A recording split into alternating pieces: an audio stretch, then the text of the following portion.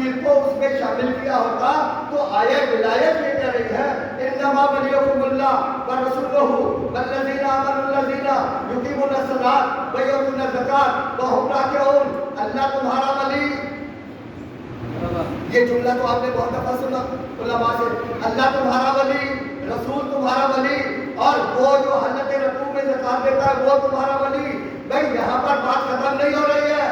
یہ کہا جا رہا ہے کہ اللہ یہ آپ کو بتا رہا ہے فقط میں تمہارا ولی نہیں ہوں بلکہ میرا بھی کوئی ولی ہے، اور جو میرا ولی ہے وہ علی ولی ہے.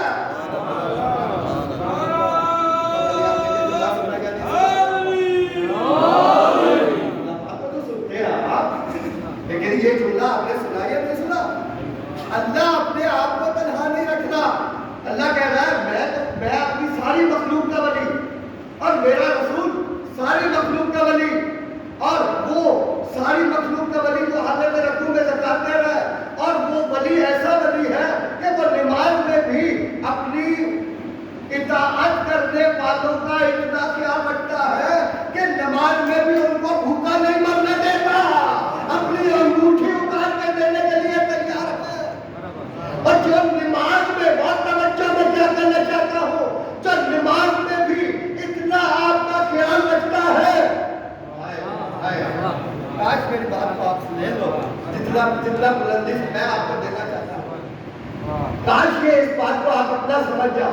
جو امام اپنے ماموم، جو امام اپنے شیعوں کے بارے میں اتنا متفکر ہے، اتنا سوچ بچار رکھتا ہے، اتنی محبت رکھتا ہے، اتنا خیال رکھتا ہے، اتنا احساس رکھتا ہے کہ وہ نماز کی حالت میں بھی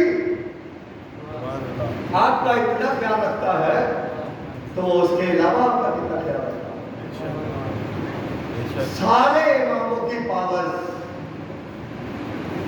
سارے اماموں کی پاور کس کے پاس ہے؟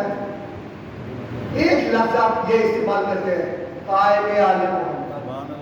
بولے کیا استعمال کرتے ہیں؟ قائم آل محمد. لیکن آپ ایک لفظ یہ کہیں وارث آل محمد. ذرا زبان کو چینج کریں، یہ لفظ اپنی زبان پہ استعمال ہے، وارث آل محمد. قرآن میں کہا گیا ہے وَنُرِيدُ أَن نَّمُنَّ عَلَى الَّذِينَ اسْتُضْعِفُوا فِي الْأَرْضِ وَنَجْعَلَهُمْ أَئِمَّةً وَنَجْعَلَهُمُ الْوَارِثِينَ. ہم نے وارث بنایا ہے. تو مجھے بتائیں اس وقت علی کا وارث کون ہے؟ آپ تو صرف گاڑیوں پہ لکھتے ہیں علی وارث، علی وارث، علی وارث. وہ علی کا کوئی وارث بھی تو ہے. علی وارث، مہدی وارث، علی وارث، اور علی کا وارث کون؟ مہدی وارث. حسن وارث، لیکن حسن کا وارث کون؟ مہدی وارث.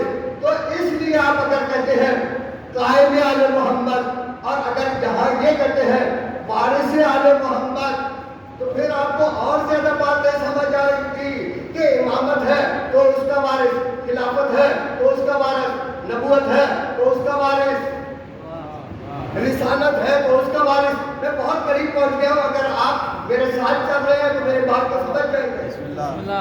پھر میں کہتا ہوں نبوت ہے تو اس کا وارث، امامت ہے تو اس کا وارث، خلافت ہے تو اس کا وارث، ولایت ہے تو اس کا وارث.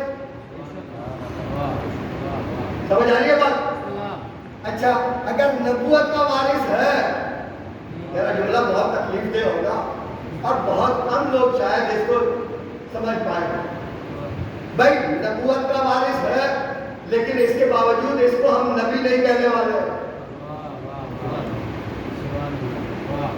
قائم آل محمد، امام زمانہ، جب آپ وہاں کہہ رہے ہیں اولنا محمد، اوسطنا محمد، آخرنا محمد، کلنا محمد، جب آپ اس حدیث کو سامنے رکھتے ہیں تو پھر سارے محمدوں کو ایک جیسا سمجھ لینا. اولنا محمد، آخرنا محمد، اوسطنا محمد، کلنا محمد. پھر کلنا محمد کو محمد مانتے ہوئے نبوت بھی لے آئے، رسالت بھی لے آئے، امامت بھی لے آئے، خلافت بھی لے آئے، اور کسی اور کا تو بیچ میں کوئی گنجائش بھی نہیں ہے.